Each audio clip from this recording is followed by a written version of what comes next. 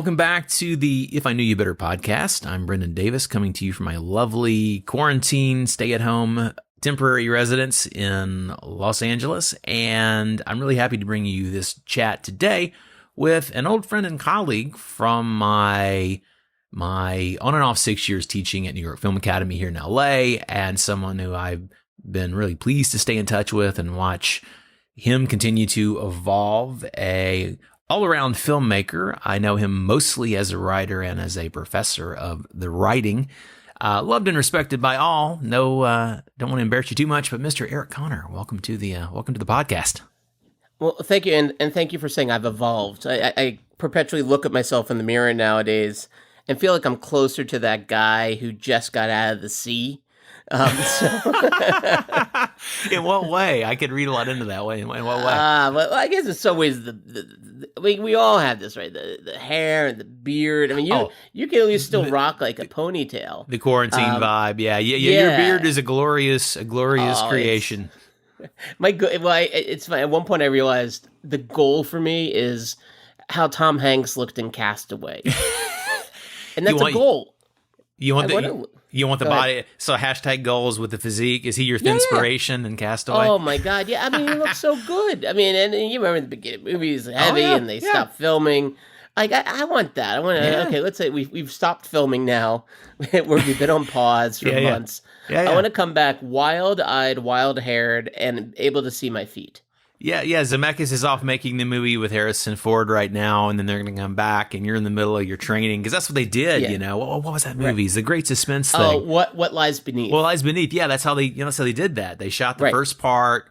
Zemeckis and the entire crew went to go do that. Then they went and finished Castaway. I worked on, back when I was a boom operator still, I worked on The General's Daughter on the Georgia part, which is like 7 weeks, this big Paramount picture, Travolta, Mace Neufeld production. Right. And that entire camera crew was on, like they were Zemeckis' main crew, like the camera, the DP, and the camera crew. They were Zemeckis', they're his guys and gals. And so they were. This was after that. I mean, they had actually wrapped. Castaway wasn't out, I don't think. They had wrapped it and were talking. Maybe it had just been out, but they talked all about that process. And yeah, we went and did a whole other movie, prep, shot. You know, Bob got into the edit. Bob did his cut. And then left it for the finishing, and then was off back to Castaway, you know. So I like to start by asking people just to, you know, sort of tell us a little bit of your kind of your potted bio, your highlights. Sure. The need to know is about Eric Conner, so we can get into all this. The medium lights. Yeah, I was born. I grew up in Delaware, which puts me in very small company.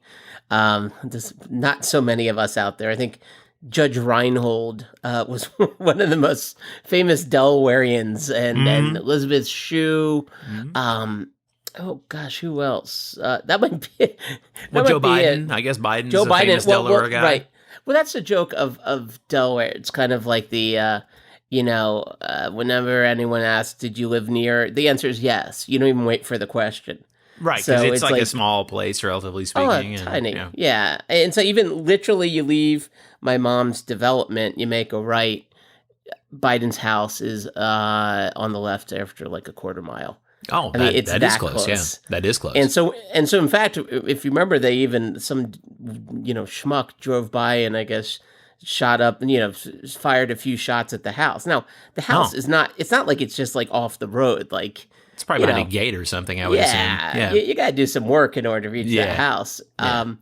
But then I'm thinking like, wow, like Delaware just got hardcore. Like I went to college in Philadelphia, so my mom used to see the news, and in Delaware's local media affiliate, it's Philadelphia. So she would see like the nightly news, and then call me. I went to college at Penn in Philadelphia, and she would call after hearing about a shooting to make sure I'm okay. I'm like, make sure you're okay. I'm like, obviously, Mom, I'm not the one in the news. Like, I think they would have called you first, which didn't make her feel any better. No. She's just waiting for that call now. I suppose. True story was I moved off campus junior, and it was a street called Pine Street. And the week I moved off campus on Pine Street, 2 shootings. One a block from me, another 2 blocks, and one of which, unfortunately, was a fatality. And oh, geez. so that made the news. And again, they even say Pine Street. Oh, geez. And your mom was like, that's where my boy lives. Yeah. Yeah, no. Well, Eric, are you walking with people? I would get that from my mom occasionally. He's like, I heard that there was a thing in, this place, blah, blah, blah. I'm like, well, yeah, and that's East LA, and I'm in Santa Monica, and it's hard to tell you how far apart those are, but it's, like, you're in Birmingham, imagine that would happen in Atlanta.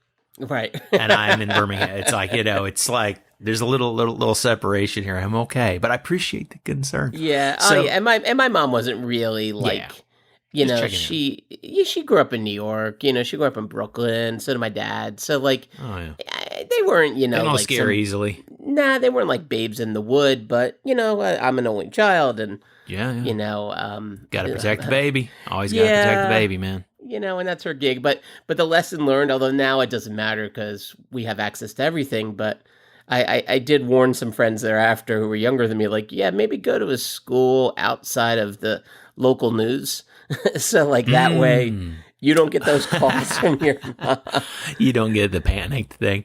Yeah. So you grew up in Delaware and you went to Penn for undergrad. And of course that's an Ivy school. That's a great school. I mean, when you went to Penn, what were you focused on? What were you studying at Penn? Well, the joke of it was I'm much more attuned naturally to math and science than I am English. And my like SAT splits, even later my GRE splits, math was really high. English was really not high. Okay. So I go to college, and what do? I become an English major with English communications double major. I think I minored in theater because I could add it by taking one class. Because I had a lot of overlap. I'm like, wait a minute. I can also add a minor for just one more class. Like, awesome. It's like a old school haggling on the shtetl, like bargaining. So I very much viewed it economically. And and that place was really very important for me. I really, I got in there because of sort of the things I was academically better at. Yeah. But by the time I graduated high school, I really got less interested in those. And when I was 16, not to turn this into Dr. Phil or Oprah, my dad died rather suddenly completely suddenly when I was 16. Yeah. And so when I was looking at colleges, I didn't want to go too far away. And luckily from where I grew up, 2 hours away, I had Hopkins, where I always thought I would be going. Princeton, Swarthmore, Penn. So I was kind of schools around you. I felt like I didn't necessarily need to travel up to New England or go west to find it, or go south to find a school that I'd be really happy with. So it didn't feel like I was cutting myself off at the knees. And I'm an only child, so my mom would have been cool with whatever. It just felt a little soon. And so I get to Penn really not knowing what I wanted to do or be or what I was or who I was, all that crap. And then I started doing theater. I did a little bit of theater in high school, and my greatest moment in high school by far was we had an improv group I was in. And I used to get these really kind of crappy roles. By the way, can I swear? I don't know how. Oh yeah, you let it fly. I'll slap the explicit on there. I don't want it to be now. Yeah, it doesn't have to be. I'm just trying to shove the F word in. Be yourself. Yeah. I want to make sure I get through all 7 of Carlin's dirty words, or else I haven't done my job here. This will be a thing. Go for it. I'm interested how you're going to work a few of those in, but go ahead. Oh, I'll try to find a way. But again, organically. I have faith. I have faith, Eric. Like LA. And so like so I did this improv group in high school a couple times, and I was pretty comfortable with that. And I was like, okay, maybe I'll go become like a psychology major, and I'll do the improv for that little tiny bit of myself that needed to scratch an artsy itch or whatever. Well, the improv group saw it differently. They never wanted me. They didn't recognize what they were missing out on, unfortunately. Or maybe they did all too well. Maybe they said, Delaware funny doesn't mean Philly funny. And so but I wound up auditioning for some plays around that time. And I, to my great surprise, actually got a couple roles. And then I didn't. It was like freshman year, I did okay, and then sophomore year, all of a sudden, I was like, I didn't really get anything interesting. So I started looking at directing, and that's when everything shifted for me. Okay. I started directing plays on a very regular basis, and the various theater clubs at Penn were really quite good. And yes, I will have to name drop one of our most famous alum is Elizabeth Banks. Yeah. And she and I worked in children's theater together, of all things. And but she was one of many talented people at that school. Yeah. And they were all from different walks of life, and they all went on to different things. Some people still work in the arts. Gabriel Mann, who does like the music to Modern Family. I love his work. I met him once. I used to kind of know Rob Giles, who they had the Rescues together for a while, and now they're doing about Rob. But yeah, I've met Gabriel once at the Hotel Cafe. Yeah, does all music for Modern Family, tons of shows. He's one of the busiest like commercial composers out there. Yeah, and I knew him from and he an was artist, in the acapella. Really killer. Yeah, he was in an acapella group called Off the Beat, and it was just like you had so many talented people. Now, and Gabe, I didn't know. Liz and I knew each other pretty well back in college. Gabe, I just sort of knew from being in the community. Yeah. But there was like a lot of really cool, interesting, smart people like that. Sure. And so I kind of found my I found so many wonderful friends from doing that. And then towards the end of college, it just hit that point where I'm like, okay, if I go now and try to do something normal, quote unquote, like being a lawyer, is it ever going to feel real to me? And unfortunately, and I say that, realizing like, unfortunately, I had to say, I'm not meant, that's not meant for me. I'm not meant for it. Yeah. And so, after college, I wound up moving to New York, and I did some theater stuff. I was assistant directing over at the Jewish Repertory Theater, which was off-Broadway. Sure. But a very, very legitimate off-Broadway theater. Yeah, absolutely. I directed tiny little things at this place called the 13th Street Repertory, which a lot of actors might smile upon hearing that, because it's like that's a pretty legendary place. Yeah, they did a production of Line by Israel Horovitz that played apparently for decades. Ad Rock's dad for Beastie Boys fans. Yeah. So famous and complicated playwright. Well, I remember I was doing Christmas Carol, and I totally they had someone else directing it, and it didn't work out, and they very late in the game added me, and to direct it, which was fine. I was perfectly happy to do it, even as a Jewish fella. I appreciate the Christmas season. Sure. Well, the Scrooge they gave me to use was a Jewish dentist from Queens. This might be wandering into some kind of a stereotype territory here. let's make the evil stingy guy a Jewish guy. Well, what are you talking about? Jews are never portrayed that way. Yeah, that's such a fresh take on Scrooge. Well, and he was actually quite lovely in the role, but he wasn't exactly sounding like he was speaking the Queen's English. And I remember the writer came to me at one point. She's like, "Why isn't he doing the accent?" And I was just like, "Do you fucking hear that guy? Like, if you want to talk about the Mets, you go to him. But you're not going to be talking." Forsooth. Like, no, he's not going to say for tooth, maybe. You're not getting Dickensian English out of this gentleman. And that was actually I'll tell you, that was a pretty good lesson about like something I say a lot to my students in my writing classes. Like, sometimes you got to embrace mistakes and coincidences in storytelling. You got to embrace problems. That's something improv, as all knows about this. Sure. Because you don't really have a second choice. So I just kind of leaned into the fact that he sounded like he was, from Flushing Meadows. So, and I remember I did this, they would play it for multiple weeks. And so it was kind of neat just to see it kind of have some legs. And, sure. Kids would come into this tiny little theater. And I remember once a good friend and I were sitting there, and he's like, "You realize like a celebrity could come to this?" I'm like, "What are you talking about? It's a tiny theater.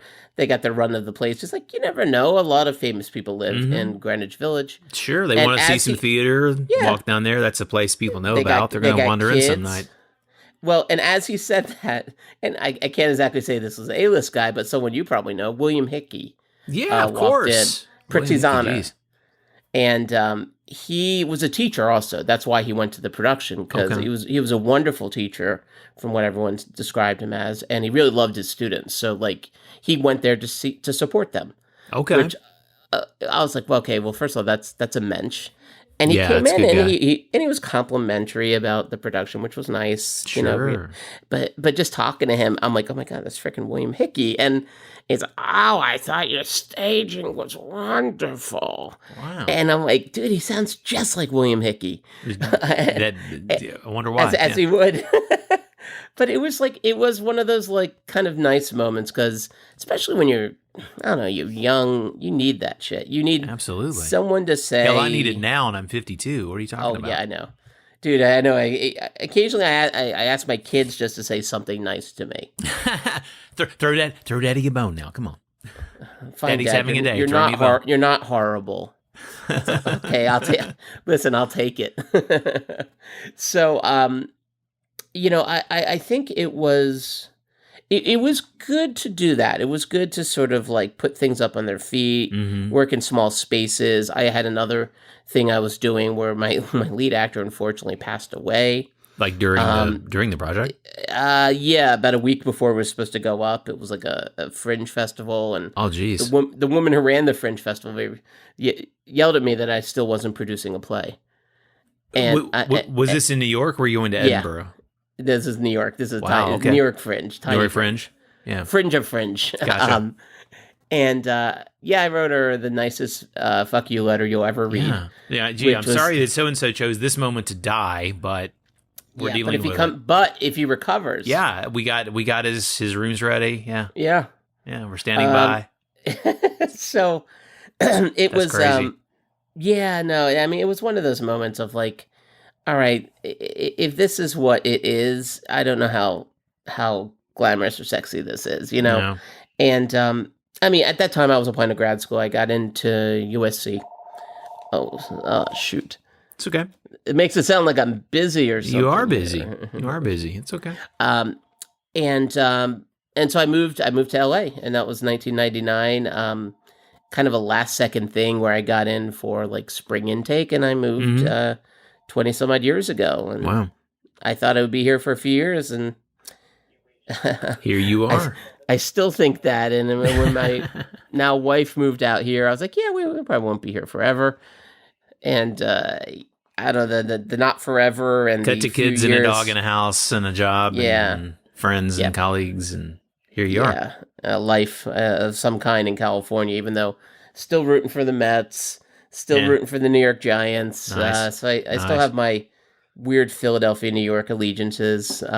But yeah, this has been its own weird kind of home, I suppose. Well, what did you, and I told you beforehand, and we'll tend to skip around, but as we're covering kind of the foundational stuff, what did you move out to study, specifically writing or playwriting or such at SC? Was that how long were you in, let me ask you this, before that, how long were you in New York doing off-Broadway rep, things like that? How long between undergrad and grad? Oh, I lived in New York for a couple years. I also did summer stock theater in New Hampshire. There's a funny story there. I assistant directed a production they did of Tea and Sympathy, and they wound up not casting one of the roles. And then all of a sudden, like a day or two before the production began, they're like, yeah, the director said, yeah, Eric, I think you could handle this. I'm like, wait, what? And I acted some, but I was kind of intimidated by this a bit. And then also, it was supposed to be this teacher at this boys' boarding school, and I was supposed to be the teacher opposite a guy who was in his 20s playing a high schooler. I'm in my 20s trying to play a 40-year-old. Okay. And you probably didn't have the beard rocking yet, things like that. Not at all. You weren't really selling the older guy thing.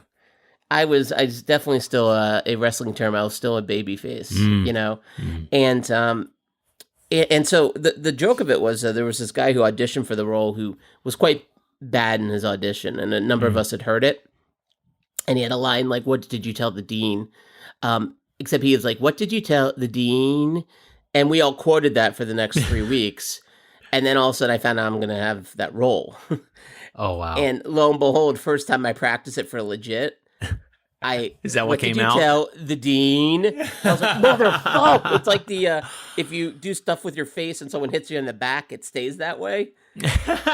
Is that like an old wives' tale? Like, yeah. I like that idea. Yeah, so like, it's like, don't do that. Your face will. Your mom used to say, "Don't do that. Your eyes won't uncross," or whatever thing you were doing to mess with her. It was totally that, and it was cursed. And then finally, the night before, during dress rehearsal, I finally got that shit out of my head. Okay, because it became like a thing. It was like in baseball, they call it the yips, when the guy gets nervous about throwing the ball to second. You knew that was going to come out as soon as it came around on that line. Yeah, but I did one thing that was cool. I got my first professional review for something I acted in, which was like the local New Hampshire papers. Yeah. One guy said I was convincing as the whiny, desperate, whatever. I didn't realize I was playing whiny or desperate. That was your own natural contribution to the role, apparently. Yeah, listen, that was me making the role my own, I suppose. Nice. It's like, but I'm an only child, damn it. I'm an orphan. Fuck off. Got me some slack, man. Oh God, it was cool. And summer stock. I'm still in touch with a couple people from then, including one friend who's remained pretty steadfast, named Matt. And we talk of it like the way people talk of like basic training. It feels like not something we did, but something we went through. And I'm so glad I did that, because it was somewhere between summer camp and prison. Okay. And which parts were closer to summer camp and which parts were closer to prison? Prison might have been the New Hampshire part, where that was the first time I might have been the only Jew. Okay. And I kind of noticed that every now and again. Like, someone would say kind of a comment, not the people in the theater, mind you, but like anti-Semitic stuff, or just more like it was commenting like it's a cultural thing. Not so much. They weren't trying to be shitty. They were just kind of like, oh, you like, I don't know, how did it manifest? More they like, oh, you're a Jew. It's like yeah. You were like the guy in the glass case that you have to study a little bit. Yeah, like David Blaine or something. Because I'm a Southern Gentile, but I've always, for whatever reason, because I've always kind of been more of an outsider kid in a lot of ways, like not that many Jewish kids in the South. And the handful of kids I tended to know those kids. I tended to know the handful of the Asian kids. And I kind of had the friends across the spectrum of where there's only a few of this kind of person. I just tended to know those people because I was, musician, writer, artist, weirdo kind of guy, but I also did pretty good in certain subjects. So I kind of tracked. Similarly, I think maybe I tracked in a lot of places, but I got called an honorary member of the tribe decades ago by one of my friends. You could blend. And I'm like, oh, I appreciate that. Well, normally I've been like a big guy my whole life and bearded, and I've had so many people just assume that, like bumming around LA sometimes. I had a few people ask me, so where's your shul? And I'm like, it's and like, you answer, but you always should say, oh, of course, shul's right down the road. It's near Nate and Al's. Like you always got, right. I knew what they meant, and so I would usually say, actually, my shul is actually St. Paul's, but I was Catholic, but I gave it up for Lent, and then usually I have this last name that's like Irish, but there's no Irish in my family at all. I was gonna say your name's Connor. I mean, and for years I thought it was O'Connor. Yeah, and even knowing you were Jewish, because that had come up at some, but like I had in my brain that you were Eric O'Connor, and I thought, wow, they have Jews in Ireland, and I thought could be. Yeah, I'm about half Irish, like back, going back a few generations. So I think also too, like the joke is, the name seems gayish until I start to talk. And then very quickly you learn I'm not. Well, you sound like an East Coast guy. I mean, I don't even put a religious cultural context. You sound like an East Coast guy. You grew up in the Northeast, it's not like I eat matzah every time you see me. Oy vega filter fish. Constantly smelling of that anyway. Well, there's something funny. I forgot one thing about. So doing theater in New Hampshire, as we're kind of talking here about, like, ethnic and cultural differences. So we did a production of, because I would kind of assistant direct some shows, direct some others, and I would work with the children's theater group they had there. And I was directing Reluctant Dragon, which is the one with like St. George goes to battle with dragon. It turns out the dragon's actually very nice, and not a mean creature at all. And the guy I cast to play the dragon, he was gay, but he also was a little kind of flamboyant. And that's what I really liked about the guy and liked about him in the role. I'm like, well, he's kind of fun. Like, you have this dragon, then the guy comes out and he's kind of fabulous. And I'm like, well, that's kind of cool. Well, the audience didn't think that was okay. At least Really? a segment of the audience. Was it a homophobic thing or it just? Yes, most definitely. That sucks. And they would call and like complain at theater, like, how dare you expose our children to this? Now, it's not like I had a scene of, I don't know, St. George going down on the dragon or something. They're like cracking poppers and going in the back room or anything. No, it's not suddenly like a, Ryan like Murphy show. There's like a disco beat coming in and whatever cliche nothing. we can throw at this with, Yeah. we just, the next half hour is just one cliche after another. Yeah, it is none of that. That'd be a pretty radical reimagining of the story, though. Yeah. But it was like one of those moments I'm like, dude, this plays freaking ridiculous. Yeah. And again, I don't want this make it sound like, oh, all of New Hampshire's that. Like, God, no. It only takes a few people to kind of. It only takes one person to piss in the punch bowl though before it's no good. So yeah, but I remember after that whole thing, I was more than ready to get out of that state. Yeah, and again, I mean, California's got this too, but it sure as fuck felt like it was all around me at that point. Just hearing this kind of vitriol, this anger. Dude, I grew up in the South. Oh, sure. It's. I mean, I grew up in the South. I mean, my rock band before, I had a professional band, and my lead singer was an angry black Latino man, as he described himself. My other lead guitar player was a black guy. Bass player was a Filipino guy. My drummer was like a 5-foot lesbian. I was like I was literally the only straight and white. I was like this straight wasp dude. With like four compatriots who all have like some story of bullshit to share. And I mean, besides other friends, but like that was like a group for like 7 years. So I mean, God, I heard, we didn't see when you were playing, people gave respect, but I mean, just daily lives, there's always stuff like that. So it sucks. Well, if you're driving to a gig, you get pulled over, you better have been the one speaking to the cops. That would have been, luckily didn't, yes, that could have been the thing easily. So you wanted to GTFO that environment. You want to get out. I did. And as much as I really enjoyed a lot of the people I got to work with. There's good people everywhere. It's just this handful who aren't cool, or you need to just sometimes distance yourself. Yeah. Yeah. And so I came back from that, but when I started LA, I went right to, like, I literally drove from the East Coast to the West Coast and got to LA the night before orientation at USC. Didn't even see my apartment yet. Like, kind of had a car full of stuff parked somewhere safe, indoors. And then I saw my apartment and it was like ground floor, bars on the windows. But I lived in New York and Philly.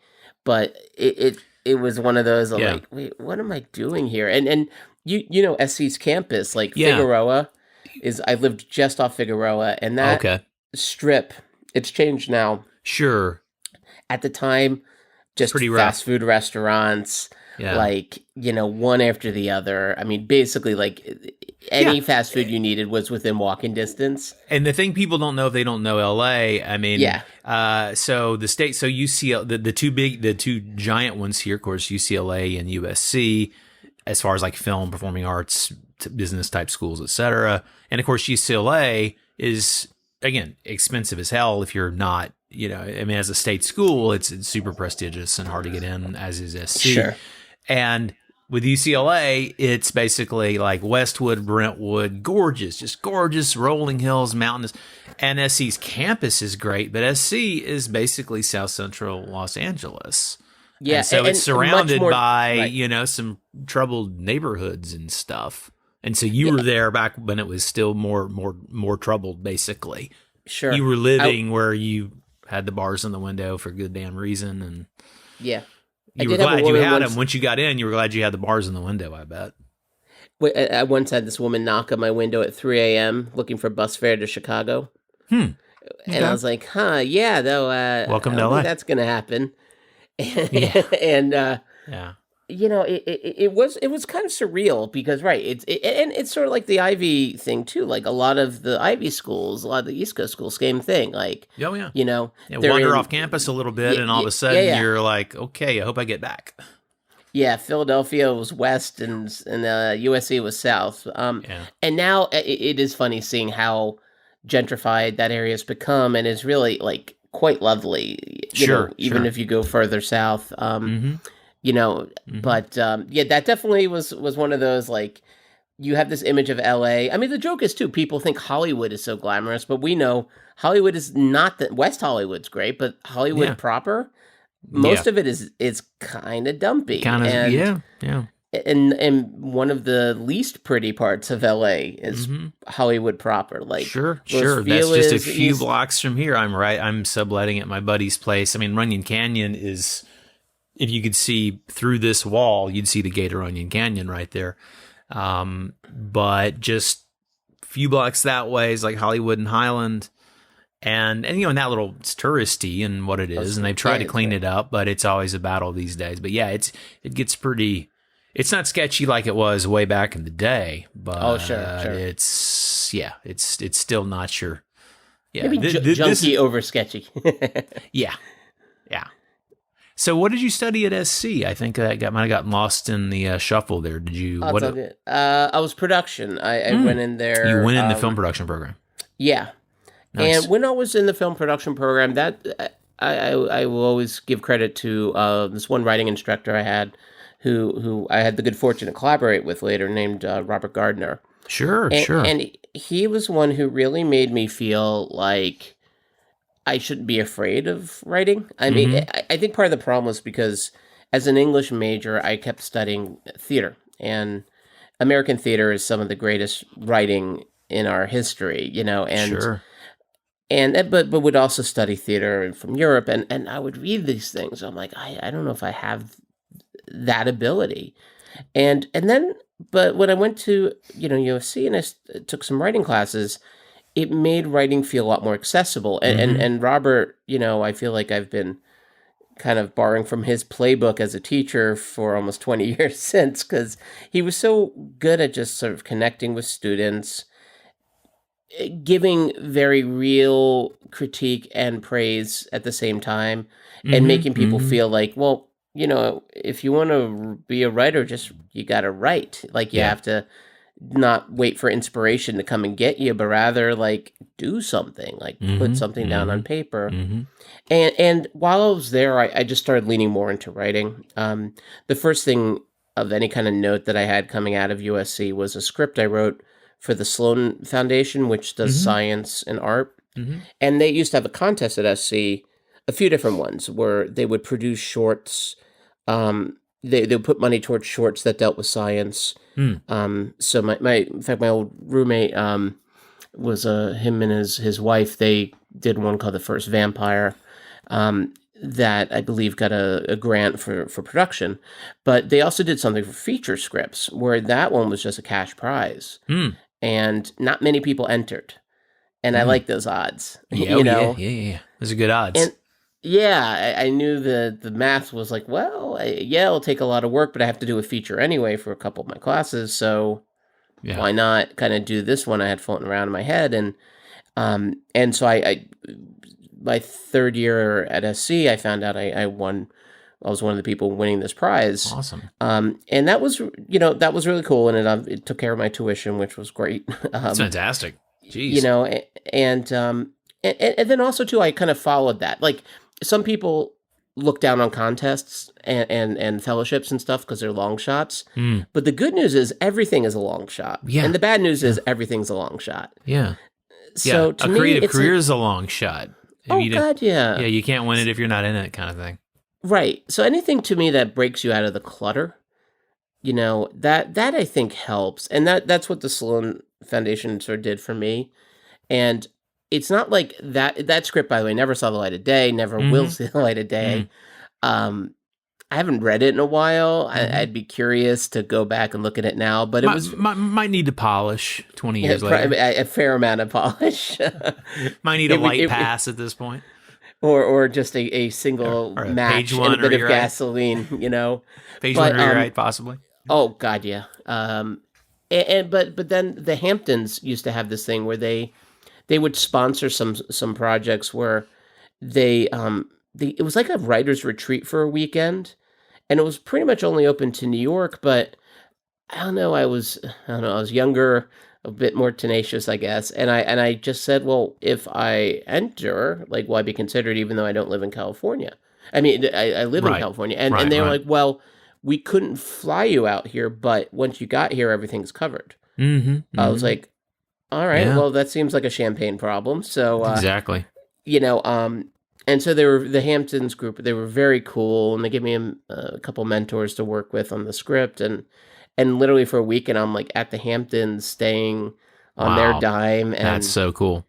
And then a few weeks, 6-7 weeks later, they had connected with the film festival. They said, well, sure, if I know that festival. Come back, if you can come back here, we'll set up some meetings for you. And the only problem was I was getting married around that time. And I was like, and I talked to my wife. I was like, honey, I don't know if I should go. And she's like, dude, like, you have to go. Oh, man. Like, just go. That's the woman to marry going. Yeah. And I missed. Well, of course, you got to go do this thing. Yeah, and I missed our other friend's wedding because I went. But I mean, everyone was cool about it. So I get there, and you'll appreciate this, because for those who can't see Brendan right now, he's a smaller version of a Brendan I used to know. I used to be quite.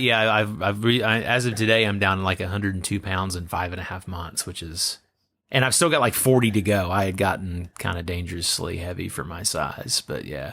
But as long as you've known me, I was walking around 250. And I'm right around 203 now. Listen, the only social distancing is the only thing keeping me off this man right now. He's so freaking hot looking. Well, I appreciate that. And I was losing weight for my wedding. I was like carb dieting, crash dieting, all this shit, because I didn't want to look like, I mean, it wouldn't turn me into Brad Pitt, but we do what we can. Maybe it might turn me into Brad Pitt in 12 Monkeys, though. At the very least, that was my goal. Nice. And so I was losing all this weight, and I wasn't eating, and I was working a lot and not sleeping. So I get out there, take a red eye. I'm only going to be there for like 2 days, and I remember every event was sponsored by vodka. Oh, so geez. I just spent this weekend in a haze of drinking and I'd go to meetings sober, but then after all that, I was like, oh, there's something else. Hey, it's 5 o'clock in London now. Let's hit it. It's sponsored by Margarita. Sure. Well, I'm trying not to eat, but I can drink. Right? It was a glorious couple of days. Yeah. If you're gonna have a drink, vodka's your choice.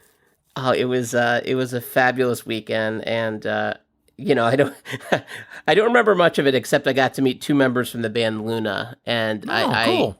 I called my wife drunkenly from after chatting with them. I was like, so happy, I'm coming, I'm here. Okay, here I have to interject, because my first career is in music, and I worked with your college, got a film degree, while I was also had a college band, then I had a professional band at the end of college and later for years. And my job was I was mixing live music. I mean, I started in clubs and I started tiny little, but I ended up doing like concerts and big stuff and festivals and toured some as a sound mixer or as a support engineer. And I mixed Luna at the Rockfish Palace in Athens, Georgia, back in probably whenever they formed. I mean, like this is post Galaxy 500 and stuff, right? Yeah. Dean Wareham stuff. Super old college indie rock nerds are loving this, and everybody else wonders who the hell we're talking about. But they were basically like in that world. These are like royalty. This band was like, people all had this crazy legacy, I mixed that band way back in the day, among a lot of others. We could sidebar because got like 2,000. That only makes Brendan 2,000 live shows under my belt, so there's a few. that only makes you hotter, man. That is well. So I did cool. monitors for Bad Brains at the Georgia Theater. That was a highlight. And Did there you was ever, what's the Athens Club, the one that REM, I know, what's it called? 40 Watt. 40 Watt. 40 I Watt. used to do, my friends were all part of my friends were like their whole production world before they went to Warner Brothers when they were still on IRS Records. Mm-hmm. I got to know those guys decently well to different degrees. Peter was who I really wanted to know. He was nice, but he didn't kind of mess with Peter that much. But I actually knew Stipe pretty well, and Mike Mills for a minute back in the day. I had a bunch of common friends with Stipe, just randomly.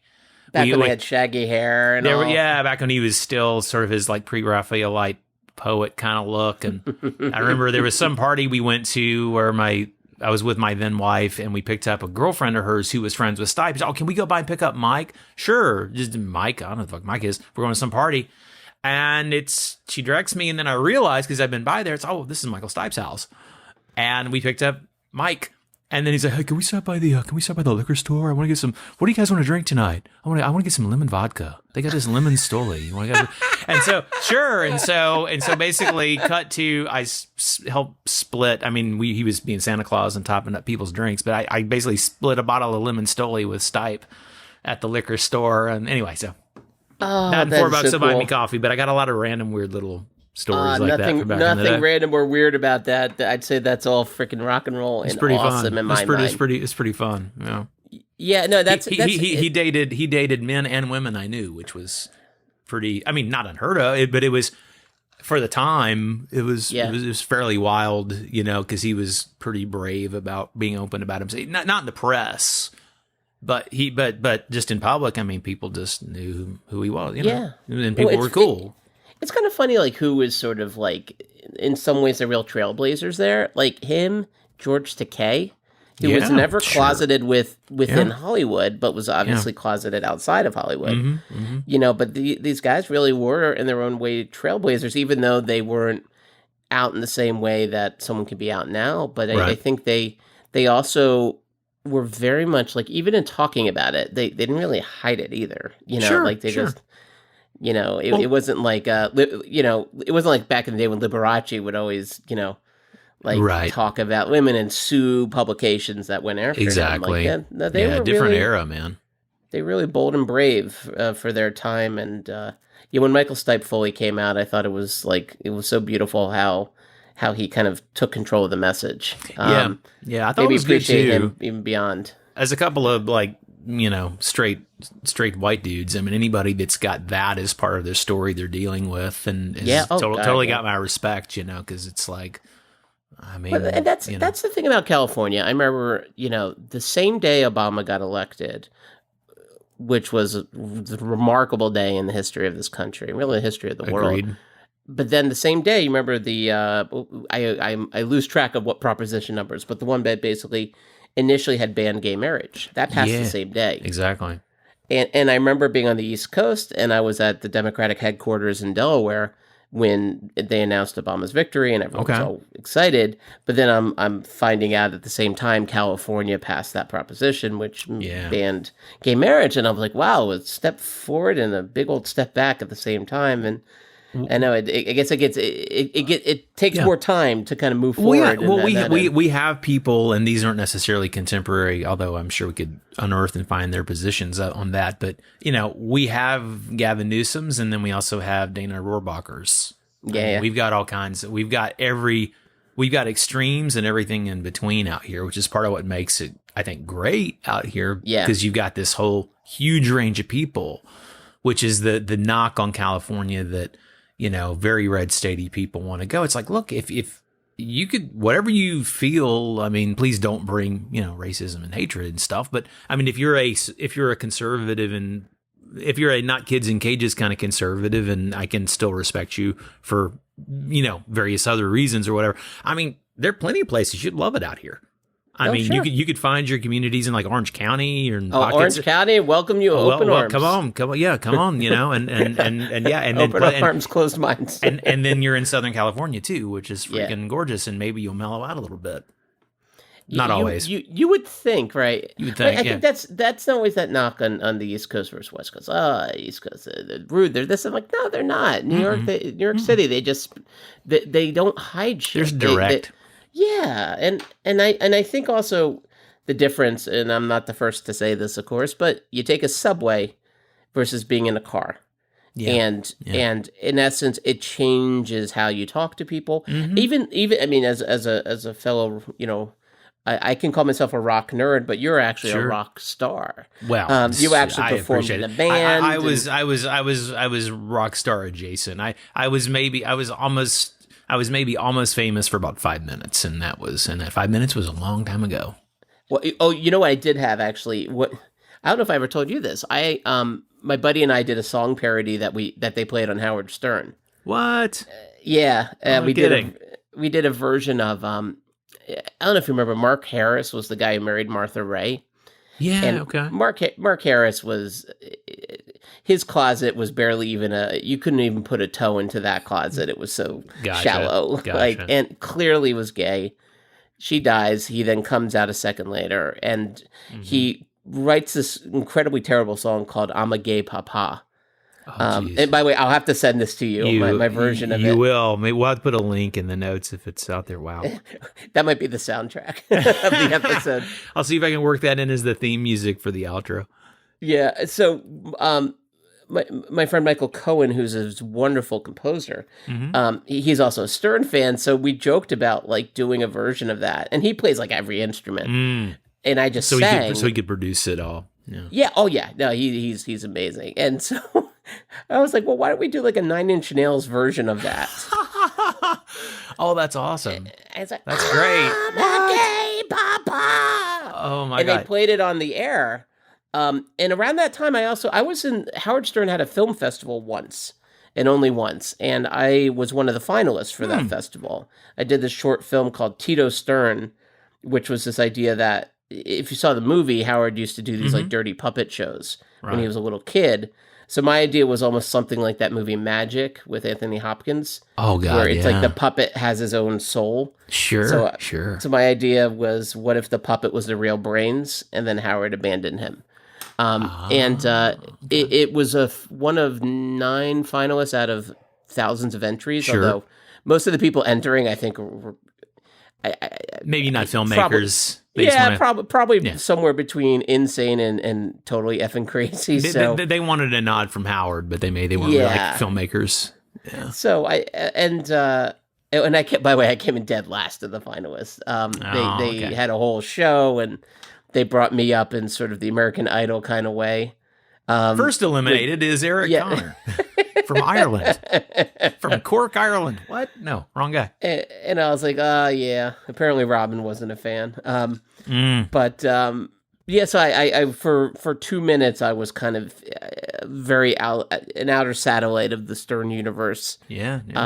But you'll have to give me that song. Seriously, if you can find that, I'll use that as the outro. Please. That'll be our special that was share with the world. Wedding. I'll have that be the bonus at the end of this episode. If you that was my wedding song, Of course I have it. Oh my God. You played that at your wedding and she's... No. Wow. That'd be great. I wouldn't be married long if I was going to say, man, she's a forgiving lady. Oh, you would like our wedding song. We did Leather and Lace.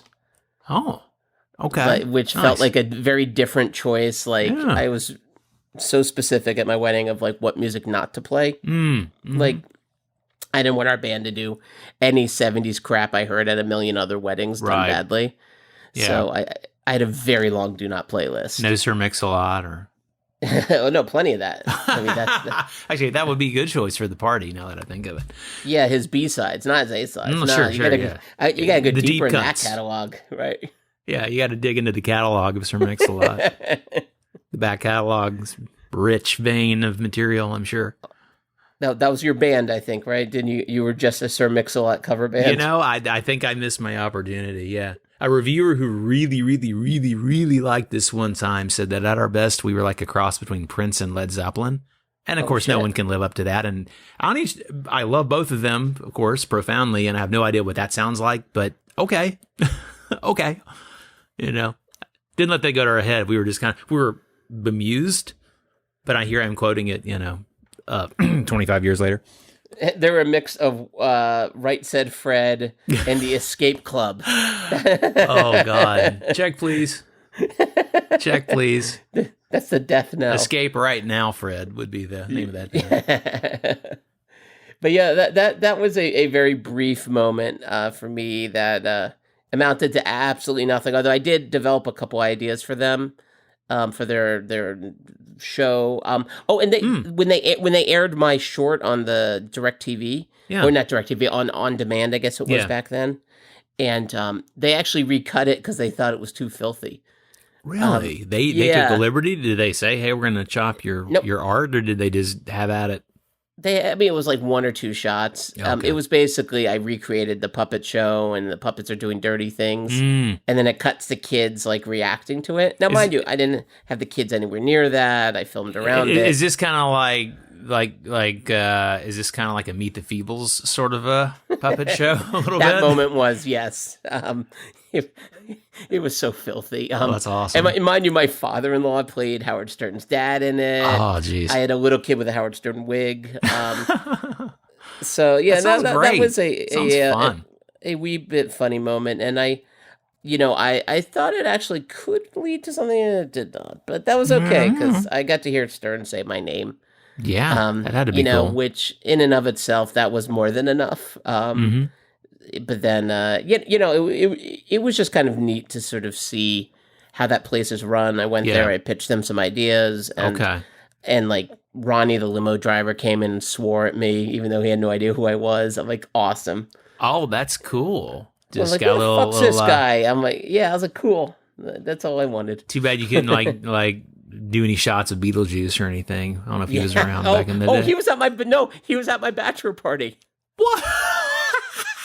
You were kidding me. Stern fans are dying right now. Beetlejuice was at your bachelor party? We hired him, and not to do anything freaky or sexual or any of that stuff. To hang out. Hang out and be funny? Yeah, we went bowling with him, but we didn't bowl him. We literally went bowling with him. Wow. And his hourly rate is pretty high. I'll give that man credit. There was probably something truly filthy that his girlfriend said that I probably cannot repeat anywhere near a microphone, but I'd be happy to tell you. Tell me offline. Okay, cool. That's probably for the best. Yeah. I mean, swear words are dandy, but no. Somebody might be eating right now, and so have to. It was one of those moments I wrote the buddies who went to my bachelor party, and I quoted her, and I said, I'm glad I got to live long enough to hear that being said. So thank you for everything. Will definitely have to. Yeah, as soon as we hit pause, I'm going to have to hear this. Meanwhile, I got to make sure that when I talk to you about this, I could clearly see there's no microphone, and I'll screen share that you can see I stopped recording on my end when we do it. Nice. So wow, so you almost got to be, peripheral to the Stern universe and get a little peek behind the curtain. I mean, that had to be pretty cool to see how they make the donuts there. Yeah, no, it was, and it was kind of this wonderfully unexpected thing. And again, I guess, I'm not sure in terms of life lessons. I don't know if I have any of those, but that was, again, I think something about when I was younger, that it's sometimes tough to kind of keep that idea of, well, why the fuck not? Like, why shouldn't I try? Why shouldn't I apply for this? And this idea, and I think something I know you're very good at, is kind of like going after those things. Like your case, making a decision to move to China. Like that's scary. That's the kind of thing that could scare people. Not about you, but the idea of making those kind of choices, going after things. It scared the shit out of me too, frankly. Although I'd been, 4 or 5 times. I'd spent a few visits. I'd spent a month at a shot and several weeks on the other ones. But yeah, it was pretty crazy. It was definitely a big thing. But sometimes you got to do. I mean, I knew I was stagnating here, and I knew I mean, remember I did that because you and I ended up spending more time at my going away party than I did with like my partner of 10 years, my business partner of 10 years, who we had kind of parted ways. We're friends. We parted ways a few years earlier. I spent more time talking to you than to him, with no offense to him, but just because it was one of those times. It was like the most intense time we'd had, probably a couple, 3 hours of like having whiskeys and thank you for buying. But yeah, I remember that. I mean, I did a big post about it that basically said, when I kind of announced to the world, I'm like, okay, yeah. So great news. I know exactly how my midlife crisis is going to play out. I'm not going to buy a Corvette or start dating a stripper, although I'm not judging if that's your jam. I'm going to move to China. And then that's another story. And I've actually got a few hundred podcasts on my other China podcast that talks about that kind of stuff in different ways. But what, how did you sort of, because I know you primarily as a writer, but I know you have a wider portfolio than that these days. How did you sort of begin to orient, these formative experiences? You may have some more to throw in. I'm not trying to skip ahead. I'm just saying, how did you sort of begin to really, you had like the approbation, you had support from like this person, that teacher, this feedback, this cool win. I know somebody who said, people say that awards and contests don't mean anything. That's just because they haven't won any. Right. And I've also lost a tremendous amount, so I have that. Sure, exactly. I've lost way more of those things than I've won, but I've been able to. I didn't get into Sundance with my short film, but I made it to the final cut, and I still met all kinds of people as a result. That was still very helpful. It didn't like give me a career, but I got behind the curtain in some things, and I got to go to some things because of being that close. Because that film had some fans on the committee that screened it. And so, so even just getting in those things is useful. You learn stuff. You learn about yourself. Sure. You learn about your taste and maybe the thing you thought was the greatest in the world and just nobody cares. Okay, well, or maybe something that you have questions about and turns out that the thing you were worried about is the thing they liked about it. Maybe that's the thing that people resonate with, so you just kind of never know till you put it out there. You have to.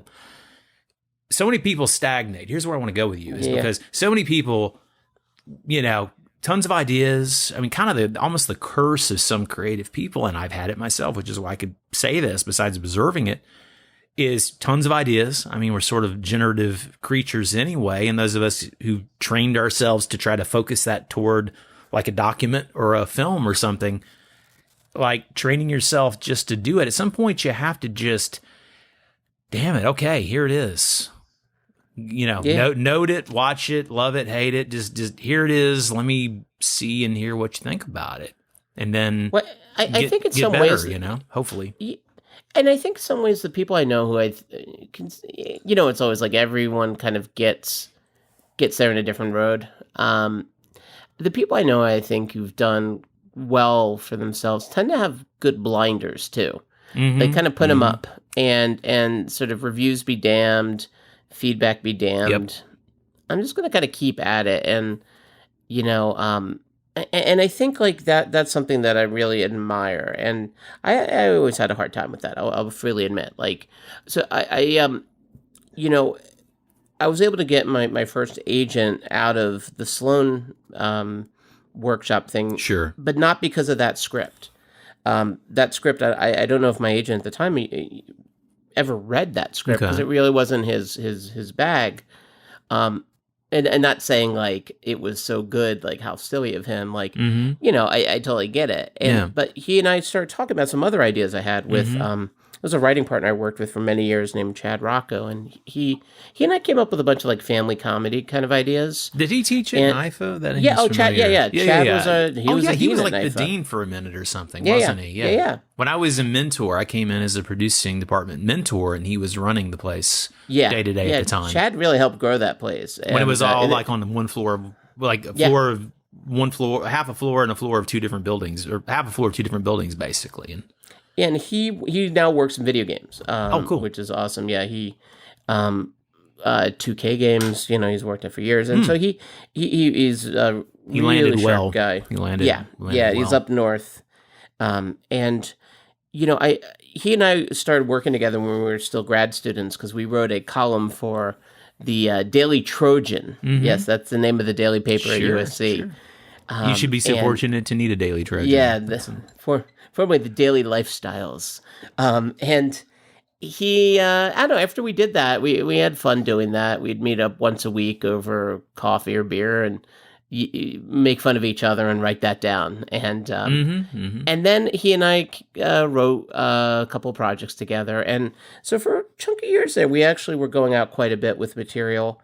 And, came real close to bigger things. Like we had a project with one of the theme parks, actually, we got the cursed email saying contracts are on the way from one of the studios. And then that didn't happen. Oh, man. And that was one that was really going to be kind of a big thing. Sure. But be a big thing now, I think, maybe. Yeah. Depending on what it was, yeah. And so for years, he and I wrote a whole bunch of things together, developed things together, and had a nice run there. And it really did come from just because the Sloan Foundation put me on somewhat of a short list. Someone would talk to me who otherwise I never would have met. Right, they gave you a certain entree to certain worlds and conversations and people that. Right. Yeah, because somebody else has already proofed you. This is the thing that like for people who are developing a career, that whole thing about the value of this stuff. It's like, it's the point is really like what you learn in the people you meet, and you don't expect to win the thing. It's just get in it and get people who are in the position to judge such things to see what you're doing, and you might get feedback. You might get to meet people and get more knowledge, and you might make a friend. You meet up with people and discover, And I think it's also, this is going to sound so incredibly neurotic, but like someone's basically saying, "Yeah, you don't suck." Like sometimes it's not even someone saying, "Yeah, you're the next big whatever," but someone saying you're not the worst of something. And sometimes that's all it takes, is just breaking out of the clutter a little bit. And when I say all it takes, not to become huge, but to at least start conversations. One thing I think is really cool about NYFA, New York Film Academy's writing program, is they have and they do this in the producing program as well. They do variations in other programs, but they have a pitch fest. And what's really cool, and I think you've participated in those, like I always put those as it's not going to be your marriage proposal, but it's going to be you starting to date and starting to have conversations with people. Yeah. Because that's so much of it. It's just being able to talk to people and people who are interested in you now in some capacity. Totally. Even if they hated your idea, the fact that they think you're interesting, that you're something. Exactly. You're not boring. You don't suck. That's how I got in. Yeah, I was doing those pitch fests when Chad was running it. Lydia was bringing me in. My old assistant, Lydia Sajoni. Oh yeah, man, she's awesome. I owe her a lot. And my old assistant, Rukmini Bachal, she had been you probably know her. Yeah, she probably might have been a student of yours, I'm guessing. I think she was. But she interned for me for a while and during a little indie film that I helped produce, and that's how I got to know her. And she introduced me to Lydia. Yeah, but that was so useful, and I thought it was a great idea. And the fact that Lydia was doing that, and that's what introduced me to the school. And though it was still a fairly modest effort at the time where they were with their development, it really impressed me that they were doing that for students. And I thought, wow, how practical!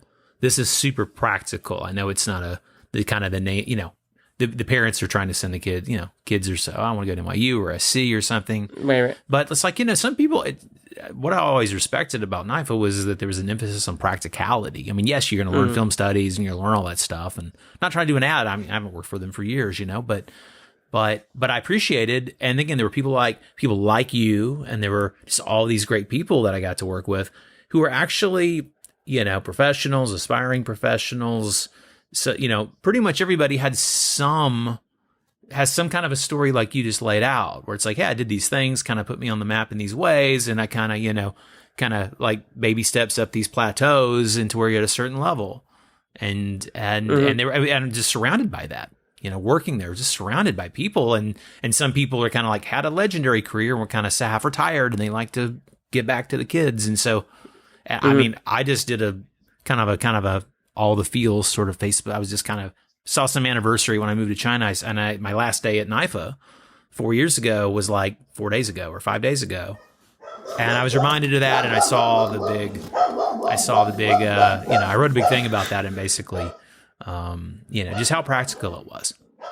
That was what impressed me about it, was there was an emphasis, but the people that we worked with and that you still work with, there's some super talented folks. That's one thing that's really is neat about being, when I see some of the people I work with, and like, I mean, literally, I could spend the entire chat like just name dropping them because they're so cool. Me too. Yeah, exactly. And that really is lovely to see. And and it's also like, I don't know, to teach, you got to kind of have to like also, you can't just talk about how awesome you are. Sure. That's something I was department chair, and occasionally you'd have people who it felt like they were just peacocking in their interview. And it's kind of like, I don't, that's not necessarily going to help a student.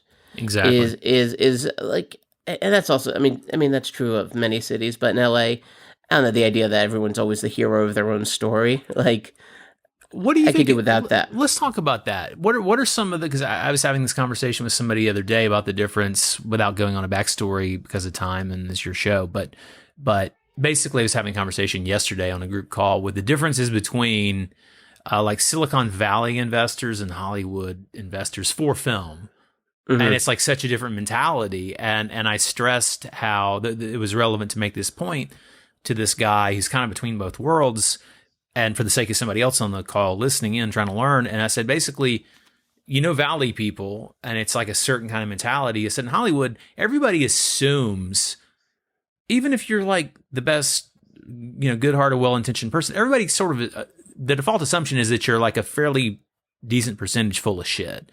And so the more real you can be, I mean, like that's the thing you have to overcome.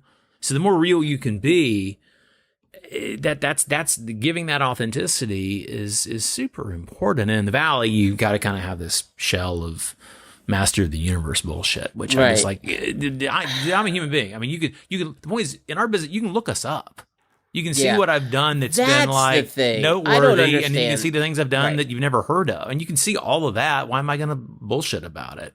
Yeah, I don't understand. That's the thing I don't get. It's like in 2020, like the idea of lying on your resume, lying in your interview, it will catch you so fast. And I remember I even had a reunion at my college, and this one person was like, kind of upselling everything they were doing in ways that just weren't true, And someone came out and was like, "Oh, did you know so-and-so's doing this?" I'm like, I know what they are doing. No. Uh-oh. And that was all I kind of left it as, and it was someone I was friends with too. It's like, come on, man. Like, everybody's got their insecurities, dealing with some stuff, But it's also not smart. I mean, that's the thing too, because things can be so easily verified instantly. Work out your stuff offline, basically. Yeah. Work out your self-esteem issues and with your close friends privately. Right. Your mommy and daddy issues need not be in those meetings. Exactly. That only took me a decade to learn, but that's another story. Right. What else? I always say, like, writing isn't therapy. Writing's a thing you do maybe after you got some therapy. But I don't see it in the same way, because I think what then happens, it becomes about you too much, maybe. And I think, yes, you got to bring your own POV. Yes, you've got to work through your things. Yes, you have to connect with your material. But if it suddenly becomes your therapy, then it's like the story is so secondary to you just, I don't know, doing an emotional dump on the paper. That's like the knock on most one-person shows is that, I guess this was cheaper than therapy for you, but right. Well, mounting a production was cheaper somehow than going to therapy. But what are some of those things that you've, what are you focusing on, and what are you, what are you kind of working on in terms of your creativity and your career these days, such as you can talk about? Because I know obviously we keep certain things. Certain details have to stay under wraps. So many secrets. My God, I'm working with person. But you don't want to jinx it. You don't want to. You don't want to give away the secret sauce here. But what are you working on? You can tell us about. Well, something recent that I did. Is a documentary called Aswat Acherim, which is it's a feature-length documentary focused on a group of unlikely friends from across the Palestine-Gaza border, and what was really amazing about it was not my contribution. I like to think I helped, but Osei Menden, who's the director, he's been working on this for over 10 years. Wow. And off and on. I mean, he was doing other things, of course. But documentaries are like that, though. But it's I've done a few. I'm in one now. They take forever. And he, Osei is I always joke, he's the man I want to be when I grow up. Because he's so It's good to know a few of those.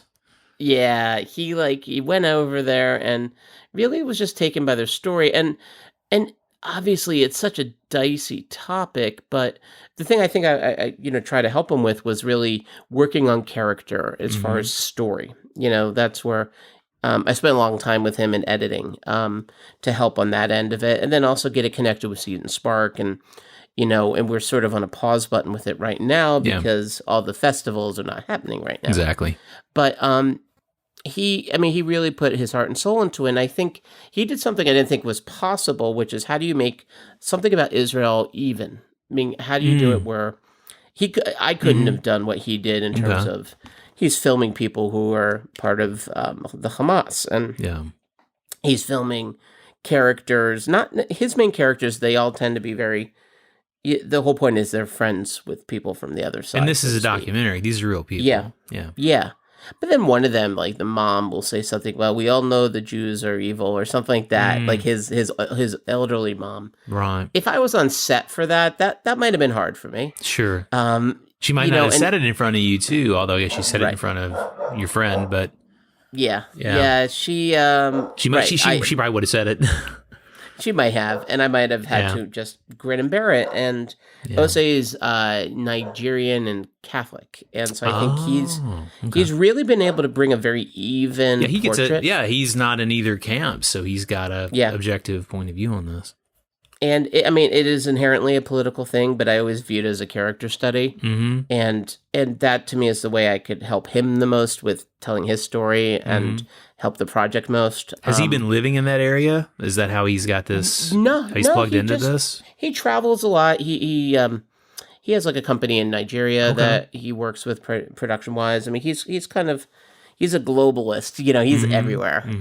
I relate to that, I guess. Yeah, no, totally. And so that's something where with all the festivals stopping, it's kind of put a pause on this, but it was been a wonderful experience working with him on this, and something I just, kind of sort of tripped into, and really very organically, just he and I were chatting about it, and then chatting about it some more, and then very much became much more of a formal relationship on it. And he's such a wonderful dude too. He even though he's a Yankees fan and a Cowboys fan, you'll give him a pass on that. Yeah, but listen, he didn't grow up in this. He's from country, another culture. So. He doesn't have. He doesn't have the wisdom you do of your.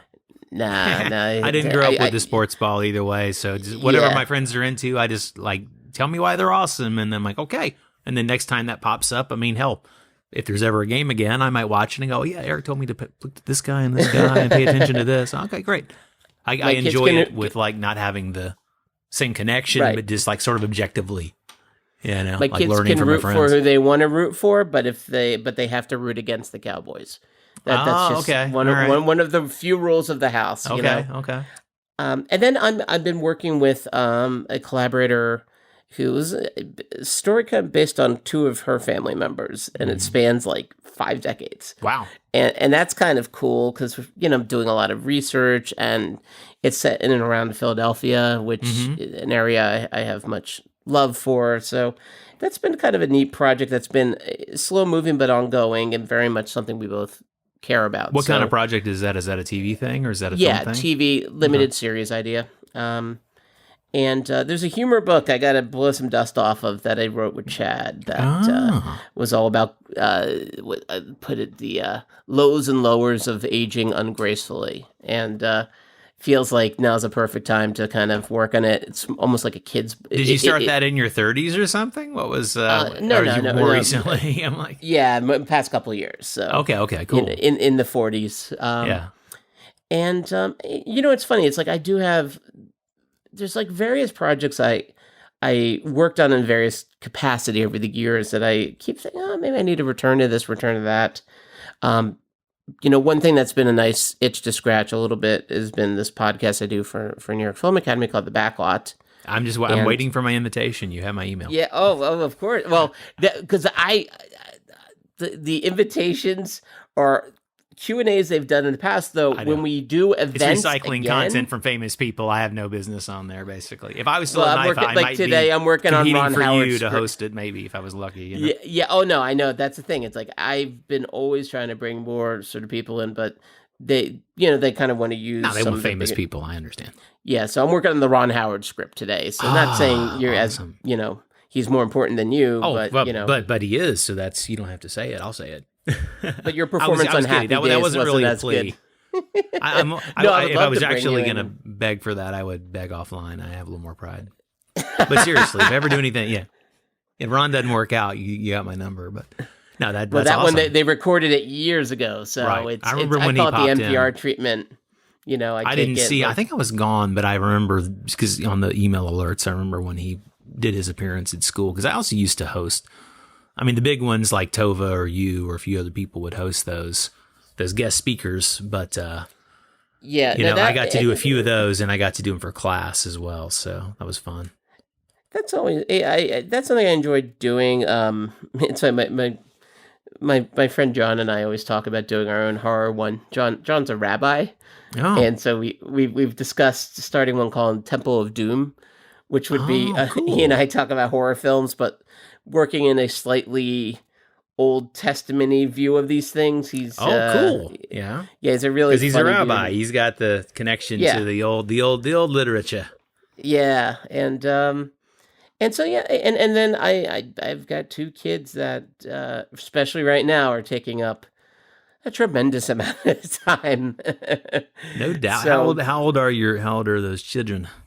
I got 9 and 11-year-old boys, wow. And a 1.5-year-old Aussie Shepherd dog. Mm-hmm, so, that's trying to also, in the short term, make it through all this shit. In fact, I'm impressed. By the way, we talked for like close to an hour and a half here. We have, We didn't bring up COVID once, and I'm fine with that because I had started because of my whole China connection. I've done my whole China evac. I've been interviewed a lot for that. I've been a guest on a lot of things talking about that. I don't mind talking about it because it's in the retelling, it sounds way more dramatic. At the time, it was just like stress for a few days, but in retrospect, it's like, oh yeah, that's kind of a bit of an adventure. But that's a very special quarantine episode. I got a few of those. People can search my catalog if they want to hear me yak about all that. But so basically you're doing what all the creative. Basically what we can do because we can't really produce right now. We can't shoot and we can't do filming. So writing, development, maybe some packaging, financing, or if you have something finished, you can edit. It's kind of what we can do, but we can't do the whole, get on set. One thing I'm doing, actually, I haven't done in a long time, performing as part of something. What's that? I'm on the Burbank Cultural Arts Commission, and I got elected to that by the city council by a narrow 3-2 vote. After I don't know, I was like the Richard Nixon of ran a few times and they opted to go elsewhere. Nice. But they finally, you squeaked in though. I think in the end of it all that maybe they at some point they're like, that's fine. Just this guy, he wants to do it. He's gonna work. Unpaid. He wants it. Let's get him in here. And, okay. First thing, we got all these boxes you need to go through. Like whatever the work they've been putting off to the side for a while. I'm still mad they never hazed me. Like I thought it was going to be now on your Cultural Arts Commission name is Flounder. Yeah, you learn the secret song and handshake and right. We haven't drink a bunch of green alcohol and run around the block in your boxers. No. I guess now we can because our meetings are all virtual for now. But this wonderful colleague of mine in that group named Suzanne Weirtz, she produces these it's almost like The Moth, if you know that. Sure. And her idea is it was a group of stories called Manecdotes, as in anecdotes, but Manecdotes. And it's going to be on Father's Day. And it was going to be at the Colony Theater in Burbank, which is a wonderful space, but obviously, well, that's not happening. Yeah. So she's doing a virtual version of it that will do probably over Zoom. In fact, I will be speaking to her next about this. So you got a call in like 5. We're going to have to let you go shortly. But yeah. I wrote a piece about, because she was looking for stories about fathers or sort of father-sons or, also a few women wrote for it as well. And so I did one about my dad. Something embarrassing he inadvertently did to me when I was a child. Okay. So, so I got that, and that's a small thing, but it's kind of cool. And that is cool. Got me excited about. I don't know. It has been so long since I've really performed, and I do a lot of emceeing, and I always allude myself as the. I'm like a Flavor Flav was a rotund Jew. He'd be sort of like me. That's a great comparison, and you are excellent at that. And I could even see the Flavor Flav East Coast. I can see a little bit of that. Flavor, I don't have a clock that I wear. You're not rocking the clock, but nah, or the Viking helmet. But yeah, I got to find your own gimmick. Another wrestling term. Well, and then kind of getting a little more into the kind of nitty gritty of storytelling would be fun. And so this was a nice kind of opportunity, and I was lucky they took me as one of them. And I even told her, like, listen, you don't have to take me. And she's like, I know. Nice. Well, when is that supposed to air, basically? June 21st. Sorry? June 21st. Okay, awesome. And awesome. And it's Father's Day and my birthday, so it will be a very special day. That's awesome. Yeah, and it's a fundraiser, most importantly, for the Family Service Agency of Burbank. Oh, great. Which really does wonderful things. So we'll also hopefully raise some money for a good cause, too. Well, man, Eric, I really appreciate it. We obviously will have to do round 2. That's fine. Because this is kind of flown by, and for the sake of, we were chatting a solid maybe 45 or 30, 45 before we even hit record. I mean, we were just kind of catching up, chatting, and there's more to catch up and chat on, but you got to jump. Is there any place, if anybody wants to stalk you online, is there a preferred place to point them? Let's see. Or are you a man of mystery? Do you not have a public channel sort of thing? You can send me links later if you want to dig. Yeah, I have a very underfollowed Twitter page. Okay. You can send me all that stuff, and I'll stick it in the show notes. Yeah, I have a couple articles I wrote for Ranker floating around. Check me. I am on Facebook. Cool. Eric Conner, CONNER. Adam is my middle name. And I don't even know I think I'm Count Eric Conner in Twitter. I'll have to track you down on the Twitter, or vice versa. I'm Count Eric Conner. That's a brief, incredibly stupid, funny story, or incredibly stupid story. Maybe not funny at all, but many years back when I was signing up for like my first credit card, you could choose your salutations, and of course there's doctor. That's great. And professor, Count and there was an option? Count. Yes. And so 18-year-old me was like, well, of course I need to be Count Eric Conner. That's hilarious. Cut to a few years later, I tried to get a credit card. I was signing up for miles with United Airlines. Okay. And it was like one of the choices. Right. And then a few years later, I tried to get a United credit card. And it got sent to Eric Count. As that's the name that appeared on the card instead of Eric Conner. And so I called up and I'm explaining, like, oh, I'm sorry, you guys misspelled my name. And they go, how do you spell it? And I go, CONNER.